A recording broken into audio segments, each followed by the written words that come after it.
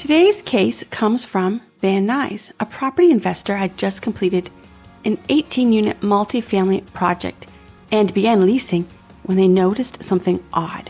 A section of the driveway collapsed. It started with a single paver, then a patch, then a literal void formed under a parked vehicle. It wasn't vandalism. It was subsurface erosion, improper drainage planning, and a failure to compact the soil during construction that had left the area unstable. AMPR launched destructive testing and compiled documentation proving coverage under the project's CCIP RAP insurance. Within 8 months, we secured a $1.35 million recovery to repair the entire site and protect against future loss of use. If your concrete's cracking and your constructor's dodging your calls, AMPR can help.